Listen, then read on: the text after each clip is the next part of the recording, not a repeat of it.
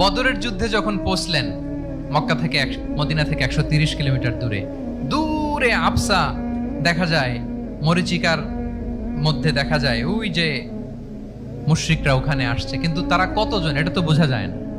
তো কিছু ছেলে এই মরুভূমিতে থাকে, ওদেরকে পানি সরবরাহ করে। এদেরকে রাসূল সাল্লাল্লাহু আলাইহি ওয়াসাল্লাম জিজ্ঞেস করলেন যে কুরাইশরা যে আসছে তারা সংখ্যায় কত? এটা না জানলে তো উনি ওনার ওয়ার স্ট্র্যাটেজি ঠিক করতে পারবেন না, যুদ্ধের কৌশল। তো এরা বলে নাহনু লা নাদরি, আমরা জানি না কত। এখন এটা কিভাবে তিনি বের করবেন? সংখ্যায় তারা কত এটা তো আমাকে ফাইন্ড আউট করতে হবে। রাসূল সাল্লাল্লাহু আলাইহি ওয়াসাল্লাম বলেন যে ওরা কি খায়? বলে যে প্রতিদিন উট জবাই করে খায়। তো রাসূল সাল্লাল্লাহু আলাইহি ওয়াসাল্লাম বলেন যে প্রতিদিন কয়টা উট লাগে? বলে যে ইয়াউমান তিসআন ওয়া ইয়াউমান আশরান। 2 দিন হইছে আসছে, তো প্রথম দিন দেখলাম 9টা জবাই করছে, আজকে দেখছি 10টা জবাই করছে।